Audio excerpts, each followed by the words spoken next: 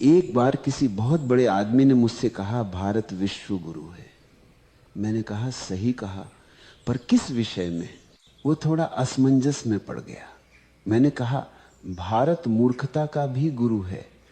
यहां लोग भगवानों से नहीं सीखते, उनकी मूर्तियां बनाना सीखते हैं। यह देश उस कला में पारंगत है कि किसी भी जीवित सत्य को मृत प्रतीक में बदल दे। राम आए, कृष्ण आए, बुद्ध आए, महावीर आए, नानक, कबीर, मीरा, दयानंद, विवेकानंद सैकड़ों आए और चले गए, और हर बार भारत ने वही किया जो उसे सबसे अच्छा आता है, मंदिर बना दिए। ये देश भगवानों का कब्रिस्तान है। हर युग में यहां किसी न किसी को भगवान बनाया गया और हर बार उसकी आत्मा को मूर्ति में बंद कर दिया गया। हमने कभी किसी भगवान को समझा नहीं, हमने केवल उन्हें सजाया है। हमारी पूजा समझ से नहीं, डर से पैदा हुई है। हम वह देश हैं जो भगवानों से प्यार नहीं करता, बल्कि भगवानों की कहानियों से प्रेम करता है। हमने हर भगवान को कथा बना दिया, क्योंकि कथा सुनना आसान है, सत्य को जीना कठिन है। तुम देखो ना, राम ने कहा धर्म वह है जो भीतर से उपजे। भारत ने कहा धर्म वह है जो बाहर से मिले। कृष्ण ने कहा कर्म करो और फल की चिंता मत करो। भारत ने कहा फल ही तो सब कुछ है। बुद्ध ने कहा ध्यान में जाओ। भारत ने कहा ध्यान बाद में, पहले मूर्ति बनाओ। महावीर ने कहा मौन बनो। भारत ने कहा मौन भी घोषित कर दो कि हम मौन हैं। जिस देश में लोग अपने मौन की घोषणा करते हैं, वहां मौन कभी नहीं उतर सकता। भारत अजीब देश है। यहां भगवान तो आते हैं, लेकिन भगवान को कोई जगह नहीं मिलती। हर बार जब कोई जागा हुआ आता है तो भीड़ उसे नकार देती है, कभी उसे पत्थर मारती है, कभी उसे विवादास्पद कहकर किनारे कर देती है। और जब वो चला जाता है तो उसी के नाम पर संस्था बना देती है, क्योंकि संस्था सुरक्षित है। वो सवाल न ही पूछती। तुम्हें पता है भारत की सबसे बड़ी कला क्या है? यह किसी भी सत्य को कब्र में बदलने की कला है। कोई भी जीवित सत्य यहां ज्यादा देर नहीं रह सकता। यहां जो बोलता है उसे चुप करा दिया जाता है, जो नहीं बोलता उसे देवता बना दिया जाता है। और हम वही करते जा रहे हैं। जो मर गया वही पूजनीय हो गया, जो जीवित है उससे हमें खतरा है। बुद्ध के समय में बुद्ध को गालियां दी गई, महावीर को पागल कहा गया, नानक को अजनबी और कबीर को नास्तिक। और जब वे मर गए तो सबने कहा देखो हमारे भगवान। कभी सोचा है इतने भगवानों के बावजूद इस देश की हालत ऐसी क्यों है? क्यों हर मंदिर के बाहर भिखारी बैठा है? क्यों हर गली में एक पुजारी और 100 डरते हुए लोग हैं? क्यों हर आदमी पूजा करता है और फिर चोरी भी करता है? क्योंकि ये देश धार्मिक है पर आध्यात्मिक नहीं। ये देश पूजा करना जानता है पर परिवर्तन नहीं। ये देश भक्ति जानता है पर जागरण नहीं। भारत की सबसे बड़ी समस्या यह नहीं कि यहां पाप है, बल्कि यह है कि यहां पाखंड है। यहां जो पाप करता है वह भी धर्म की भाषा में बोलता है। यहां जो लूटता है वह भी मंदिर में दान देता है। यहां जो हत्या करता है वह भी शास्त्र पढ़ता है। हमारे यहां धर्म इतना सस्ता हो गया है कि उसे हर गली में खरीदा जा सकता है। बस थोड़ी माला, थोड़ी धूप, थोड़ा नारियल और फिर तुम भगवान के प्रिय बन गए। कितनी अद्भुत अर्थव्यवस्था है, जहां अपराध बोध का भी समाधान बाजार में बिकता है। ये देश भगवान से डरता है पर भगवान को चाहता नहीं। यहां हर आदमी मंदिर जाता है क्योंकि उसे स्वर्ग चाहिए, न कि सत्य। यहां हर पूजा सौदेबाजी है। हे भगवान थोड़ी मदद कर देना, मैं तेरे नाम पर दान कर दूंगा। भगवान भी सोचता होगा ये लोग भक्ति नहीं बिजनेस कर रहे हैं। और फिर हम कहते हैं भारत आध्यात्मिक है। नहीं भाई, भारत व्यापारी है। यहां हर चीज भी कति है, भक्ति भी, आस्था भी, आत्मा भी, हमने भगवान को भी अपनी राजनीति में घसीट लिया है। अब धर्म वोट मांगता है, ध्यान नहीं। अब साधु भाषण देता है, मौन नहीं। अब मंदिरों में घंटियां बजती हैं पर कोई भीतर नहीं उतरता। भारत ने भगवानों की इतनी भीड़ बना दी है कि अब कोई भगवान जीवित नहीं रह सकता। यह देश भगवानों का ट्रैफिक जाम है। हर गली में कोई नया अवतार खड़ा है, हर दीवार पर नया मठ, नया संत, नया संगठन। और हर संगठन कहता है हमारा भगवान असली है, मानो भगवान भी अब पार्टी टिकट पर खड़ा है। कभी कभी मुझे लगता है अगर भगवान सचमुच लौट आए तो सबसे पहले भारत छोड़ देंगे, क्योंकि यहां लोग उनसे प्रेम नहीं करेंगे। हमारे पार्टी बीजेपी और आर्धान, यहां लोग उनकी फोटो बेचेंगे। यहां भक्त नहीं होंगे, ग्राहक होंगे। यहां आरती नहीं होगी, आयोजन होगा। यहां ध्यान नहीं होगा, फंडिंग होगी। भारत ने भगवान को कभी समझा नहीं। हमने पूजा की क्योंकि पूजा आसान है, उसमें कोई जिम्मेदारी नहीं होती, कोई खतरा नहीं होता। तुम पूजा करके वही रह सकते हो जो तुम हो, पर समझने के लिए बदलना पड़ता है, मिटना पड़ता है, जागना पड़ता है। और भारत सोना चाहता है मखमली धार्मिक चादर ओढ़कर। इतिहास गवाही देता है इस भूमि पर जितने भगवान उतरे उतने किसी और देश ने कभी नहीं देखे। हर सदी में कोई न कोई सत्य का दीपक जलाने आया और हर सदी में हमने उस दीपक को बुझाने की पूरी कोशिश की। जब वह जीवित था हमने उसे झूठा कहा और जब वह चला गया हमने उसकी मूर्ति बना दी।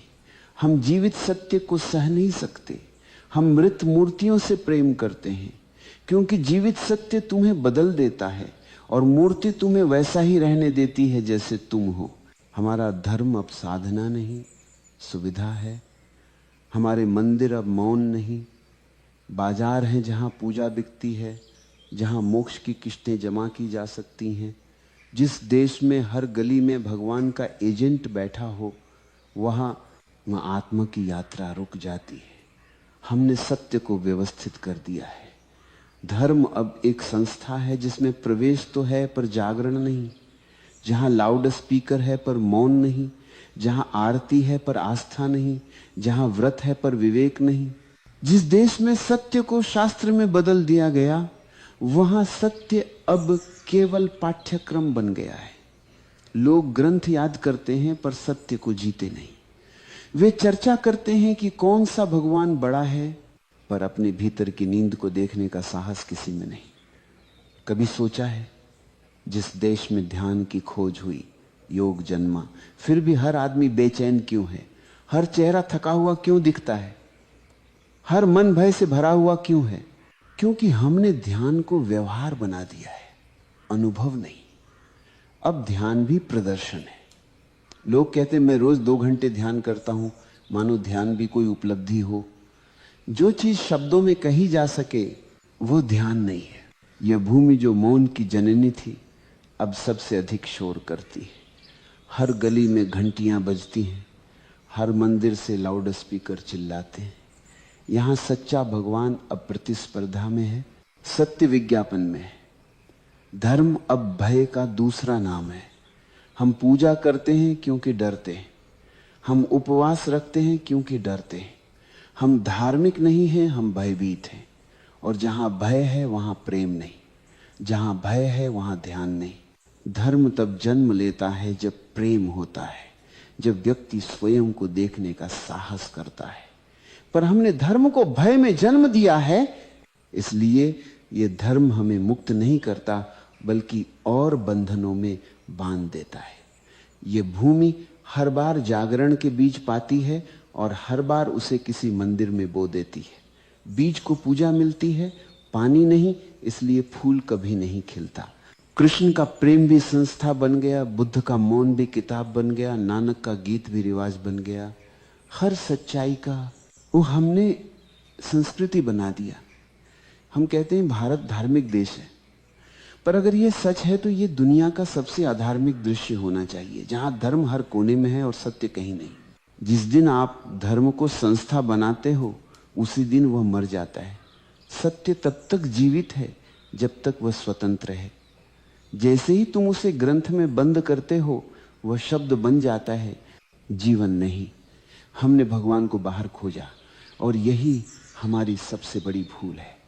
जिसे भीतर पाया जा सकता था उसे मूर्ति में कैद कर दिया गया, जिसे महसूस करना था उसे दोहराना शुरू कर दिया, जिसे जीना था उसे गाना बना दिया। अब भगवान का नाम है पर उसकी सुगंध नहीं, धर्म का शोर है पर भीतर मौन नहीं। हमने धर्म को मुखौटा बना लिया है, भीतर कुछ और बाहर कुछ और। अगर आज कोई नया जागा हुआ व्यक्ति जन्म ले तो वही होगा जो हमेशा होता आया है। पहले उसकी निंदा होगी, फिर उसकी हत्या होगी, फिर उसकी मूर्ति बनेगी। यह सिलसिला इस भूमि की परंपरा बन चुका है और जब तक यह परंपरा नहीं टूटती तब तक इस देश में चेतना नहीं आएगी, क्योंकि चेतना संस्था से नहीं बगावत से जन्म लेती है, भीतर की बगावत से। जब तुम ये देख लेते हो कि भगवान बाहर नहीं भीतर है, तभी पहली बार धर्म जन्म लेता है। इस भूमि को भगवान की नहीं देखने वाली आंखों की जरूरत है। इस भूमि को पूजा की नहीं साक्षी भाव की जरूरत है, क्योंकि जिस दिन आदमी देखने लगा उसी दिन वह भगवान बन जाता है। भारत भगवानों से भरा हुआ है। हर गली में मंदिर, हर सड़क पर साधु, हर घर में तस्वीर। लेकिन क्या इस सब के बीच कोई मनुष्य बचा है? यहां धर्म है लेकिन धर्मात्मा नहीं, यहां पूजा है लेकिन प्रेम नहीं, यहां शास्त्र है लेकिन अनुभव नहीं। यहां हर कोई भगवान का नाम लेता है पर कोई भगवान को जीता नहीं। कभी मंदिर के बाहर जाकर देखो, जो आदमी अंदर घी का दीपक जला रहा है वही बाहर अंधकार को फैला रहा है। जो मंदिर में आरती गा रहा है वही बाजार में झूठ बोल रहा है। जो सुबह राम राम कहता है वही दोपहर में किसी का शोषण करता है। क्योंकि इस देश में पाप से नहीं पकड़े जाने से डर लगता है। यहां धर्म अंतःकरण से नहीं प्रतिष्ठा से जुड़ा है। लोग भगवान को नहीं समाज को खुश करना चाहते। भारत का धर्म एक नकाब बन चुका है। यहां जितनी आस्था दिखाई देती है उतनी ही गहरी अंधता भीतर है। लोग पूजा करते हैं ताकि पाप छिप जाएं, ध्यान करते हैं ताकि अहंकार सुरक्षित हो जाए, भक्ति करते हैं ताकि आत्मा को देखना न पड़े। ये धर्म नहीं मनोवैज्ञानिक बचाव है। हमारे सारे कर्म कांड उस डर से उपजे हैं कि कहीं हमें अपने भीतर झांकना न पड़े।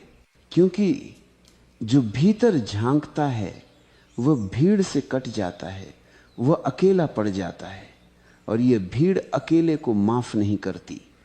इस भीड़ को भगवान चाहिए पर जीवित भगवान नहीं। भीड़ को चमत्कार चाहिए, सत्य नहीं। भीड़ को कथा चाहिए, मौन नहीं। जो आदमी भीड़ से अलग चल देता है, भीड़ उसे खतरनाक कहती है, क्योंकि वह उनके झूठ को उजागर कर देता है। भीड़ को वो भगवान चाहिए जो उन्हें झूठी सांत्वना दे, वो सत्य नहीं जो उन्हें हिला दे। हर युग में कोई ना ऐसा आया जिसने कहा जागो, और हर बार भीड़ ने कहा यह व्यक्ति अधर्मी है, क्योंकि भीड़ कभी जागना नहीं चाहती। भीड़ के लिए नींद ही सुरक्षा है। जो जाग जाता है वह भीड़ से बाहर हो जाता है। भीड़ उस अकेले से डरती है क्योंकि उसकी मौन आंखों में सत्य झलकता है। भीड़ जानती है कि अगर ज्यादा देर उसे देखा तो वह खुद टूट जाएगी। इसलिए हर युग में सच्चाई को या तो क्रूस पर चढ़ा दिया गया या शास्त्रों में दबा दिया गया। जीवित मनुष्य से डर लगता है, मृत मूर्तियां अधिक सुविधाजनक हैं। ये देश धर्म को जीना नहीं चाहता, ये धर्म का तमाशा चाहता है। यहां प्रवचन मनोरंजन है, मौन असहजता है। लोग सुनने जाते हैं, समझने नहीं। वे तालियां बजाने जाते हैं, बदलने नहीं। इसलिए हर बार धर्म आता है और मर जाता है,